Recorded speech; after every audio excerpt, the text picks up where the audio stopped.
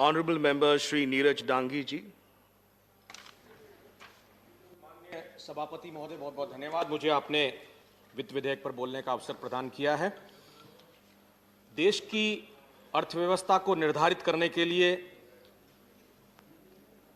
ये तय किया जाता है कि आर्थिक व्यवस्था उन देश के सभी तबकों के लिए हो जो गरीब हैं, किसान हैं, मजदूर हैं, श्रमिक हैं, मध्यम वर्गीय हैं, वेतनभोगी हैं, पूंजीपति हैं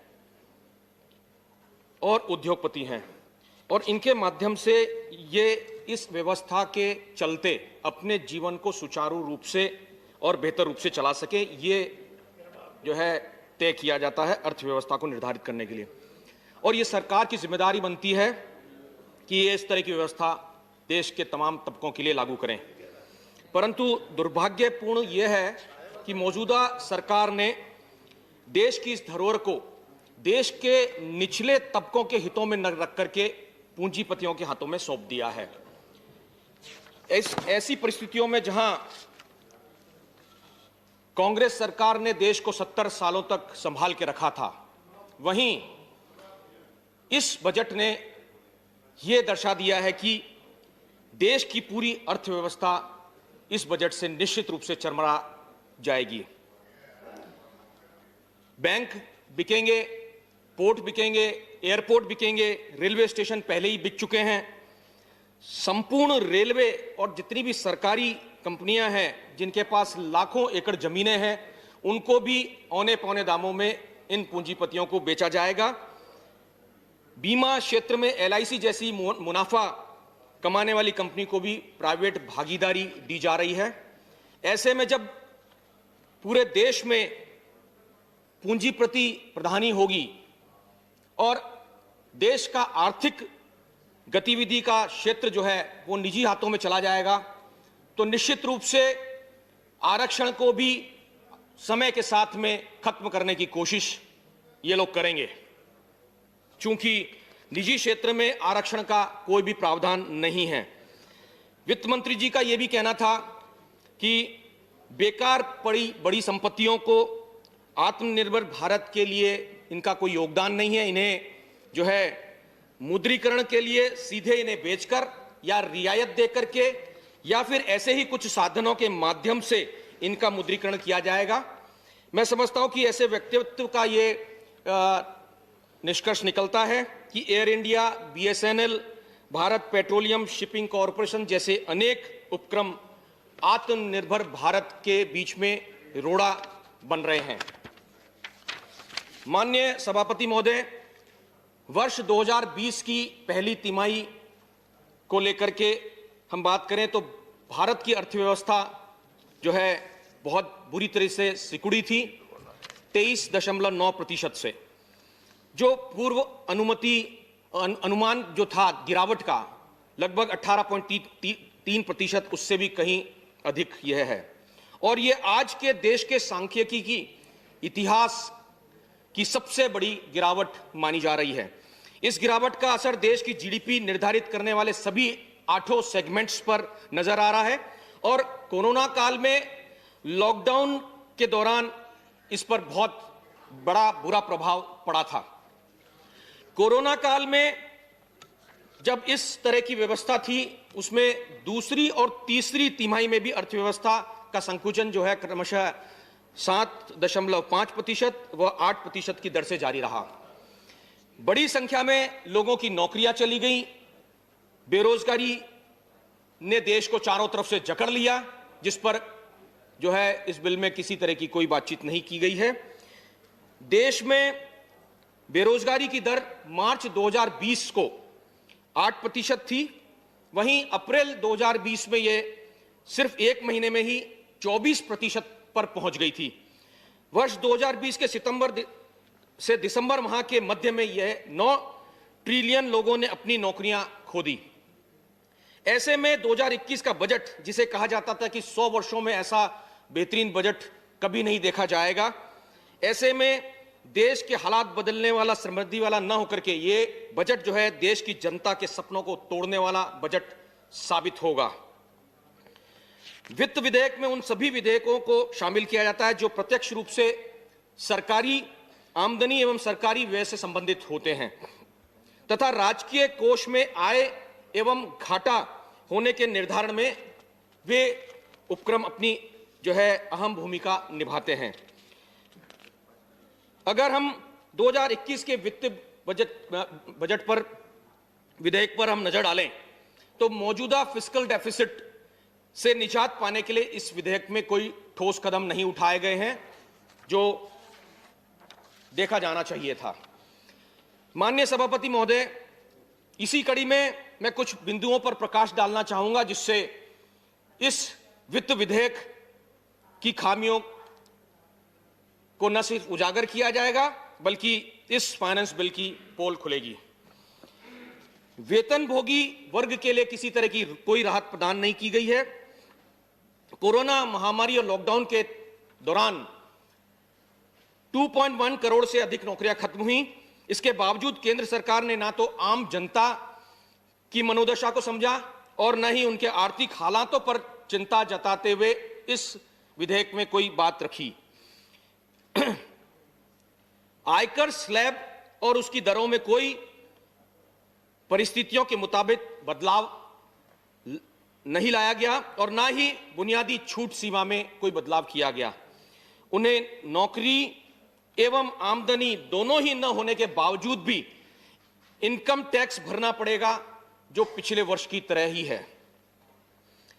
दूसरा, सीनियर सिटीजन्स के लिए जो व्यवस्था की गई है, बजट भाषण में कहा गया कि वरिष्ठ नागरिकों के लिए जो 75 वर्ष की आयु और उससे अधिक के लोग हैं उन्हें आयकर विवरणी भरने में शिथिलता प्रदान की जाएगी और ऐसे लोगों को जिनकी आय, जिनकी पेंशन एक ही बैंक में जमा हो रही है, उन्हें आयकर रिटर्न नहीं भरना पड़ेगा। लेकिन इसमें शर्त यह रखी गई कि वरिष्ठ नागरिक के पास एक से ज्यादा अगर बैंक खाते हैं और पेंशन के अलावा भी आय के अगर साधन और स्रोत हैं और उनके अकाउंट्स अलग अलग बैंकों के अंदर हैं तो उनकी सारी जमा पूंजी और वो तमाम पेंशन और तमाम आय जो है वो एक ही स्पेसिफाइड बैंक में होनी चाहिए और उनका संबंध भी इस तरह से होना चाहिए कि जिससे टोटल इनकम उनकी कॉरस्पॉन्डिंग टैक्स लायबिलिटीज और टीडीएस इन तीनों की ठोस जानकारी और आकलन हो सके। ऐसे में अगर पेंशन, आय तथा ब्याज एक ही बैंक में आ रहे हो तभी वरिष्ठ नागरिक को एक शपथ पत्र देना होगा जिसके सत्यापन के लिए बहुत सारी कागजी कार्रवाई उसे करनी होगी। वो कैसे संभव होगा ये देखने वाली बात है 75 वर्ष की आयु में। मैं जानना चाहता हूं कि ऐसी बोझिल रियायत देने की आवश्यकता ही क्या थी जब आईटीआर सहज फॉर्म अवेलेबल है। तो मैं समझता हूं कि व्यक्ति उस पर ज्यादा फोकस करेगा और चल रही व्यवस्था का ही चयन करेगा। ऐसी परिस्थितियों में वित्त विधेयक द्वारा दी गई रियायत की उपयोगिता नगण्य साबित होगी। इसी प्रकार फेसलेस जांच स्कीम, कुछ साथियों ने उसे सराहा भी है, लेकिन मैं इसमें कहना चाहूंगा कि आयकर विभाग की भविष्य में चेहरा विहीन आकलन व्यवस्था लागू करने पर जो नजर है, किसी भी केस की अपील प्रक्रिया अब ऑनलाइन होगी और सिर्फ एक व्यवस्था जो शिथिलता प्रदान की गई है इसमें वीडियो कॉन्फ्रेंसिंग के माध्यम से वह लोग कर पाएंगे जिसमें अधिक गहन जांच की आवश्यकता है, स्क्रूटनी की आवश्यकता है। ऐसे में मैं केंद्र से पूछना चाहूंगा सभापति महोदय आपके माध्यम से कि क्या यह फेसलेस प्रणाली बहुत जल्दी लागू नहीं हो रही है जब परिस्थितियां में जहां फेसलेस असेसमेंट स्कीम गत वित्तीय वर्ष की प्रस्तावित हुई थी उस वक्त पूर्ण रूप से अभी तक भी उसका समाधान नहीं हुआ है। मैं समझता हूं कि ऐसे में चेहराविहीन आयकर आकलन जो व्यवस्था है वह आज के हालात की चुनौतियों को झेलने के लिए क्या तैयार है। The challenges in faceless mode of operation will include lack of adequate infrastructure for uploading data, lack of competency of front-end staff and lack of coordination between the staff and the tax officials, potential for greater rigidness, inflexibility, limitations on the file size, number of documents, difficulties in explaining complex facts, business structures and intricate legal aspects, etc. मैं कहना चाहूंगा कि न्यायकरण प्रणाली में व्यक्तिगत सुनवाई की अहम भूमिका होती है और यहां इस फेसलेस प्रणाली ने नेचुरल जस्टिस को जो है वो एक क्वेश्चन मार्क दिया है। ये ठीक उसके विपरीत है। इस व्यवस्था में किसी करदाता के आयकर रिटर्न की जांच के लिए देश के किसी भी हिस्से में कोई भी रिटर्निंग ऑफिसर उसकी जांच कर सकता है। ऐसे में किसी भी पीड़ित को अगर अपनी अपील करनी है तो उसको अपील करने का मौका ही नहीं मिल पाएगा। ऐसे में यह पारदर्शिता ना होकर के अपारदर्शिता की श्रेणी में मैं इसे डालना चाहूंगा। वरन इसे मैं कहना चाहूंगा कि यह फेसलेस नहीं, यह हार्टलेस स्कीम है। इसी प्रकार सेटलमेंट कमीशन जो है खत्म कर दिया गया है। रिटर्न रिव्यू और बिलेटेड रिटर्न फाइलिंग की समय सीमा को घटा दिया गया है। इसका सीधा असर आम आदमी से लेकर कॉरपोरेट सेक्टर तक पड़ेगा, क्योंकि सेटलमेंट कमीशन जो है वो ज्यादातर कारोबारियों की अपील के लिए होता है और रिटर्न हर व्यक्ति को प्रभावित करता है। ऐसे में सेटलमेंट कमीशन को तत्काल खत्म कर इसकी जगह इंटरिम बोर्ड ने ले ली है, जिसकी वजह से कई परेशानियों का सामना करना पड़ सकता है। जैसे सेटलमेंट को संक्रमित तरीके से सुलझाया जाना पड़ेगा। कुछ पार्ट ओल्ड रेजिम और कुछ पार्ट न्यू रेजिम के हिसाब से होगा, जो निश्चित रूप से कंफ्यूजन पैदा करेगा। इसी तरीके से नए बनाए गए इंटरिम बोर्ड के वर्किंग रेगुलेशंस अभी तक फाइनलाइज्ड और नोटिफाइड नहीं किए गए हैं। ऐसे में इस बदलाव में डिसएडवांटेजेस ज्यादा हैं। इसी प्रकार से सी फॉर्म जारी करने पर रेस्ट्रिक्शन लगाया गया है। बताना चाहूंगा कि जब सीएसटी अधिनियम 1956 के अंतर्गत जब कोई पंजीकृत बिक्री करदाता दूसरे राज्य के पंजीकृत बिक्री करदाता से माल खरीदता है तो उसे बिक्री कर की कटौती को लेकर के सी फॉर्म जारी करना होता है। ऐसे में गौरतलब है कि सी फॉर्म देने वाली वो कंपनी जो है खरीदे गए माल का 2% सीएसटी उसे लगता है, नहीं तो 13.125 के अनुसार उसे पूरी बिक्री कर उसे देना होगा।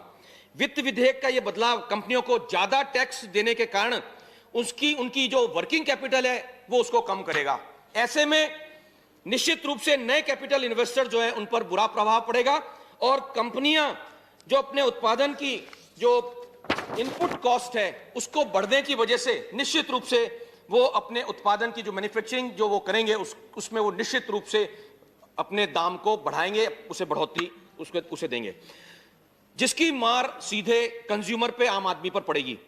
इसी प्रकार से पारस्परिकता के सिद्धांत को ओवरराइड कर दिया गया है। घर के मालिक द्वारा एक आवास समाज का गठन किया जाता है और उस समाज के सदस्यों को रखरखाव सेवाएं प्रदान करने के उद्देश्य से ऐसा किया जाता है। इसी तरह क्लब, निर्माताओं और उत्पादकों के संगठन, निवासियों के कल्याण संघ और कई अन्य संगठन हो सकते हैं जो पारस्परिकता की परीक्षा को उत्तीर्ण करते हो। ऐसे में सेवाओं को उपलब्ध कराने के उद्देश्य से आवास समाज अपने सदस्यों से पैसा एकत्रित करता है और इस वित्त विधेयक के द्वारा ऐसे ट्रांजैक्शंस को अब सप्लाई के तहत माना गया है एवं इन्हें जीएसटी के शेड्यूल 2 के तहत 1 जुलाई 2017 से चार्ज देना होगा। ऐसे में मैं समझता हूं कि यह बदलाव समाज के ऐसे समूह एवं उनके सदस्यों के बीच जो विशेष संबंध हैं उन्हें निश्चित रूप से उसमें जो है एक हानिकारक जो है वो संबंध साबित होगा। इसी प्रकार वित्त विधेयक में ULIP plan, unit linked insurance policy, मैंने भी लिया, बहुतों ने, सभी साथियों ने, कईयों ने ली होगी इसको। निश्चित रूप से ऐसे यूलिप प्लान लेने वाले जो लोग हैं उनके लिए सेक्शन 10(10)D के तहत 1 साल में 2.5 लाख रुपए से ज्यादा के प्रीमियम पर टैक्स छूट को हटाने का प्रस्ताव किया गया है। यह प्रस्ताव 1 फरवरी 2021 के बाद 2.5 लाख के ऊपर इन्वेस्टमेंट्स के ऊपर लागू होगा और इससे इंश्योरेंस इंडस्ट्री की ग्रोथ निश्चित रूप से प्रभावित होगी, जिससे अप्रत्यक्ष रूप से देश की अर्थव्यवस्था को बहुत बड़ा नुकसान पहुंचेगा। क्योंकि यूलिप प्लान मुख्यतः लॉन्ग टर्म इन्वेस्टमेंट प्लान होते हैं और इंश्योरेंस इंडस्ट्री में यूलिप प्लान से आई हुई लगभग 50% से भी ऊपर आय जो है वो देश के जो है विकास कार्यों हेतु काम में ली जाती है। अतः आज के हालातों को देखते हुए सरकार को लिक्विड मनी की आवश्यकता है, वहां पर यह कदम उठाना शायद उचित नहीं था, ये इस पर विचार करने की आवश्यकता है। इसी तरीके से जब कोई कंपनी वर्षों से अपने उपभोक्ताओं को उच्च गुणवत्ता वाले उत्पाद या बेहतर सेवा प्रदान करती है, तो ऐसे में कंपनी की बाजार में एक अलग पहचान बनती है, गुडविल बनती है। और ऐसे में कंपनी की गुडविल अच्छी होने से कंपनी की प्रतिष्ठा बनाए रखने के लिए वह अपने बेहतर से बेहतर कार्य करने पर आमादा रहती है। गुडविल अर्थात ख्याति, साख या किसी व्यापार का कमाया हुआ नाम, यह एक इंटैंजिबल एसेट है जिसकी एक कीमत होती है।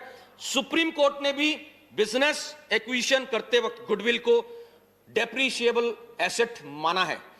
ऐसे में यह प्रस्ताव लाया गया कि गुडविल डिक्लाइन होती है। मैं कहना चाहूंगा कि जबकि ऐसे गलत निर्णय में जब गुणवत्ता कंपनी किसी तरह का अगर गलत निर्णय लेती है तो उसकी गुणवत्ता निश्चित रूप से कम आएगी और उसकी गुडविल जो है वो डिक्लाइन होगी।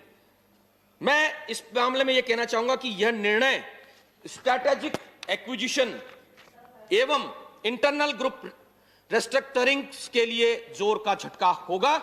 ऐसे में मर्जर और एक्विजिशंस के लिए यह एक कड़वा घूंट साबित होगा। मैं इसी प्रकार कहना चाहूंगा, बेसिक कस्टम ड्यूटी के अंतर्गत कुछ वस्तुएं जिसमें स्क्रूज, नट्स, बोल्ट्स पर टैक्स जो है 10% से 15% किया गया है। हाई स्पीड रेल प्रोजेक्ट पर 0 से 5% तथा इलेक्ट्रॉनिक टॉय पार्ट्स पर 5% से 15% तक की बढ़ोतरी टैक्स में की गई है। इसमें से ज्यादातर आइटम्स जो है वो मैन्युफैक्चरिंग यूनिट्स में काम आते हैं, मैन्युफैक्चरिंग के लिए काम आते हैं। ऐसे में इनके दाम बढ़ने से निश्चित रूप से मैन्युफैक्चरिंग यूनिट्स की प्रोडक्शन कॉस्ट बढ़ेगी, जो कि अंततः उत्पादित वस्तु का मूल्य बढ़ाएगी। देश की जनता जो पहले से ही गिरती हुई अर्थव्यवस्था की मार झेल रही है, ऐसे अमेंडमेंट्स की उन पर दोहरी मार पड़ेगी। इसके अतिरिक्त इक्वलाइजेशन लेवी इश्यूज जो हैं, जिसे आम भाषा में गूगल टैक्स कहा जा रहा है, जो 1 जून से लागू होने जा रहा है। इसके तहत देश के कारोबारियों, कंपनियों द्वारा विदेशी ऑनलाइन सर्विसेज प्रोवाइडर्स जिसमें ट्विटर, फेसबुक, गूगल और याहू जैसी कंपनियां शामिल हैं, इन कंपनियों में दिए गए ऑनलाइन एड के लिए भुगतान की गई राशि पर 6% इक्वलाइजेशन लेवी वसूला जाएगा। हालांकि यह केवल तभी चुकाना होगा जब भुगतान की राशि 1 वर्ष के अंदर 1 लाख से अधिक होगी। यह लेवी पूरी तरीके से business to business, B2B transaction पर लागू होगी। भविष्य में इसे लेकर 3 कठिनाइयां हो सकती हैं। पहली, इस टैक्स को लागू करने से एक बड़ी दिक्कत यह आ सकती है कि विदेशी कंपनियां अपने बिजनेस डेटा संभवतः शेयर ही ना करें। दूसरा, टैक्स की दर उन करों से कम है जो भारतीय कारोबारियों की इनकम पर लगाया जाता है। तीसरी दिक्कत जो है, नोटिफिकेशन में जिस इलेक्ट्रॉनिक सिग्नेचर की बात कही गई है उसे अभी उचित और पूरी तरीके से कानूनी जामा नहीं पहनाया गया है। ऐसे में मैं कहना चाहूंगा कि पिछले महीने इंटरनेट और मोबाइल एसोसिएशन ऑफ इंडिया ने कहा था कि ऑनलाइन एडवर्टाइजमेंट से होने वाली आय पर विदेशी कंपनियों पर जो है टैक्स देना पड़ेगा, तो इनसे भारतीय तकनीकी स्टार्टअप्स जो हैं उनके बिजनेस पर काफी जो है प्रभाव पड़ेगा। ऐसे में इस पर जो है मैं समझता हूं कि पुनर्विचार होना चाहिए।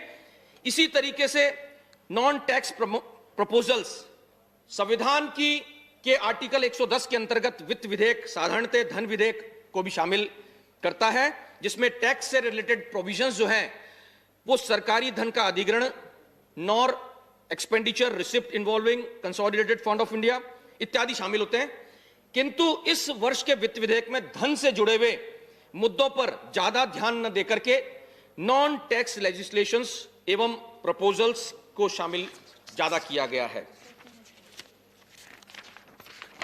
इसके अतिरिक्त फॉरेन पोर्टफोलियो इन्वेस्टर्स एक्ट में जो अमेंडमेंट्स किए गए हैं उनसे देश में रियल एस्टेट और इंफ्रास्ट्रक्चर सेक्टर्स में फंड जरूर बढ़ेंगे, किंतु केंद्र सरकार के तथाकथित आत्मनिर्भर भारत और सेल्फ रिलायंट इंडिया के ये पूर्णतः विपरीत है। ये अपने ही जो है मूल्यों को ह्रास पे रख रहे हैं।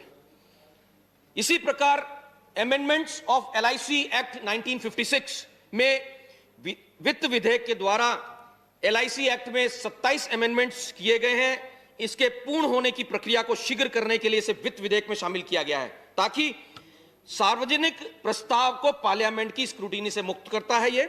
और जब एक कंपनी अपना स्टॉक या शेयर को पहली बार जनता के लिए जारी करती है तो उसे इनिशियल आईपीओ ऑफरिंग कहा जाता है, आईपीओ जिसे कहते हैं, जिसकी तैयारी केंद्र सरकार कर रही है। लिमिटेड कंपनियां यह कार्य इसलिए करती है जिससे वह अपनी शेयर बाजार में अपने आप को सूचीबद्ध कर सके। और एलआईसी संपत्ति का कुल मूल्य ऐतिहासिक आंकड़ों में 31.11 लाख करोड़ को छू गया है। इसी तरह आईडीबीआई बैंक को संकट से उभारने के लिए सरकार ने उसे 9296 करोड़ रुपए का राहत पैकेज देने का निर्णय लिया है। यह पूंजी सरकार और एलआईसी द्वारा मिलकर के दी गई है। इसके साथ ही एलआईसी सरकार का सबसे बड़ा निवेशक है, जो कि लगभग 55,000 से 65,000 करोड़ रुपए गवर्नमेंट सिक्योरिटीज एवं स्टॉक मार्केट में इन्वेस्ट करता है। ऐसे में यह समझ के बाहर है कि क्यों केंद्र सरकार अपनी सोने की चिड़िया के शेयर में से, जो कि सरकारी बजट में 1/3 भागीदारी प्रदान करता है, अपनी हिस्सेदारी कम करने पर क्यों आमादा है, यह समझ के परे है। सरकार का यह कृत्य पॉलिसी धारकों के लाभ को कम करने का और कैपिटल कंसंट्रेशन को कुछ पूंजीपतियों के हाथों में सौंपने जैसा होगा। जैसे कि ऑल इंडिया के बैंक ऑफिसर्स कॉन्फेडरेशन के former general secretary Thomas Franco ने ऐसे डिसइन्वेस्टमेंट्स में कहा है कि selling the house to have alcohol. मैं आगे कहना चाहूंगा, इस वर्ष के बजट में एग्रीकल्चर, इंफ्रास्ट्रक्चर एवं डेवलपमेंटल सेस लगाने का भी ऐलान हुआ है। इसमें कमोडिटीज की जो लिस्ट शामिल हुई है उसमें एकरूपता यानी कि होमोजेनिटी का अभाव है, तथा प्रपोज रेट में भी सिग्निफिकेंट वेरिएशंस हैं। सेंट्रल एक्साइज कस्टम ड्यूटी केंद्र एवं राज्यों के दोनों के अंतर्गत विभाजित होती है। ऐसे में जब सेस और सरचार्ज के द्वारा जो राशि एकत्रित होगी वो इस डिविजिबल पूल का हिस्सा नहीं होती है।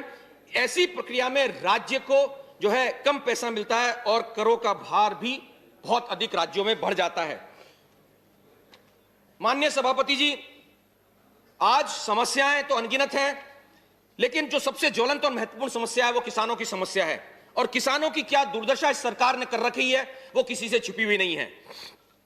कोरोना काल में जहां अर्थव्यवस्था पूर्णतः चरमरा गई थी, उस समय इन्हीं धरती पुत्र किसानों ने जो है अर्थव्यवस्था को पटरी पर लाने का काम किया था। और आज उनके साथ क्या दुर्व्यवहार जो है हो रहा है वो देश के इतिहास में काले अक्षरों से लिखा जाएगा और पूरे विश्व में यह जाना जाएगा।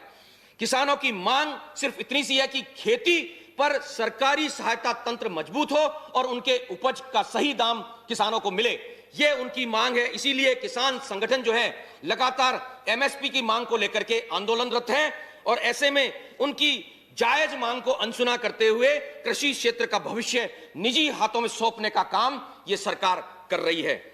उत्पादन की लागत से नीचे जब खाद्यान्न की बिक्री की बात आती है तो इसे कानूनी प्रतिबंध लगा करके स्पेन जैसे देश ने ये एक ऐतिहासिक पहल करी है और उन्होंने ये तय कर दिया है कि अगर ये कानून जो है 27 फरवरी 2021 से प्रभावी हो जाएगा। और ये कानून हिंदुस्तान के किसान भी यही कानून चाहते हैं, जिसमें उत्पादन की लागत से नीचे खाद्यान्न बेचने के प्रावधानों का उल्लंघन करने वाले के साथ में कड़े दंड का प्रावधान इन्होंने किया, जो स्पेन ने 3,000 से 1 लाख यूरो तक लिया है और वो बढ़ करके 1 बिलियन यूरो तक भी हो सकता है। मेंबर 2 मिनट हैं आपके पास कंक्लूड करने के लिए।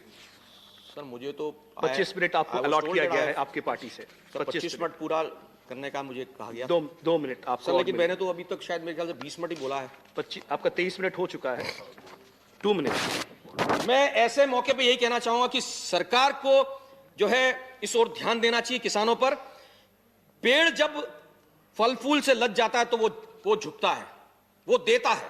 सरकार जो है वो इनकी वर्तमान मनस्थिति पर एक शायर ने ये खूब लिखा है, कद बढ़ता नहीं एड़ियां उठाने से, ऊंचाइयां तो मिलती है सिर्फ सर झुकाने से। सरकार को झुकना चाहिए। सरकार को झुकने से जो है मैं समझता हूं कि अच्छा ही संदेश पूरे देश में, पूरे विश्व में जाएगा। और कृषि क्षेत्र के लिए सिंचाई एक मूलभूत व्यवस्था है। इसके लिए मैंने जो है विशेष उल्लेख में भी ईस्टर्न राजस्थान कैनाल परियोजना का जिक्र किया था। इस पर भी सरकार को ध्यान देना चाहिए, इसे राष्ट्रीय परियोजना घोषित किया जाए। मैं यह भी कहना चाहूंगा कि प्रधानमंत्री फसल बीमा योजना में भी किसानों की अनदेखी की गई है। आज ये जो है फसल बीमा योजना किसानों में कतई भी लोकप्रिय नहीं है, क्योंकि इसका बीमा ही किसानों को फसलों का नहीं मिल पा रहा है। कहीं ज्यादा नुकसान हो रहा, कहीं कम नुकसान हो रहा, आकलन पूर्णतः नहीं है, इसलिए किसान इस बीमा को नहीं लेना चाहते। और स्थिति है कि भारतीय जनता पार्टी शासित प्रदेश जो है, गुजरात जैसे प्रदेश, बिहार जैसे प्रदेश जो है, वो लोग भी कंक्लूड करें, आपका समय खत्म हो चुका है। 25 मिनट आपका समय खत्म हो चुका है। ऐसी स्थिति में जो है दूसरी बीमा योजनाएं लागू कर रही हैं। मैं कंक्लूड कर रहा हूं सर, प्लीज कंक्लूड। बहुत जल्दी कंक्लूड कर रहा हूं सर। मैं ये कहना चाहता हूं कि आप हमारी नहीं सुनना चाहते, देश की नहीं सुनना चाहते, किसानों की नहीं सुनना चाहते, जनता की नहीं सुनना चाहते। आरएसएस की तो आप मानते हैं। आरएसएस के इन्हीं के गुरु गोलवलकर भी यही कहते हैं कि सरकार की आलोचना को देश हित में सबसे ऊपरी उन्होंने बताते हुए अपनी बुक बंच ऑफ थॉट्स में लिखा है। समय हो चुका है, कंक्लूड कर रहा हूं sir. I can give you 30 seconds more. 30 seconds आलोचना को मानते हुए उनकी बात तो कम से कम आप माने। मैं कंक्लूड कर रहा हूं सर। माननीय सभापति महोदय, अंत में कृषि और धरती पुत्र किसानों के वर्तमान हालात पर कुछ पंक्तियों के साथ अपनी बात को समाप्त करूंगा।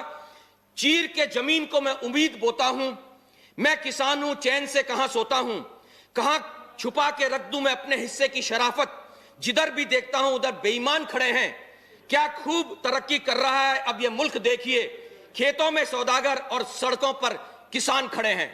धन्यवाद। Thank you honourable member.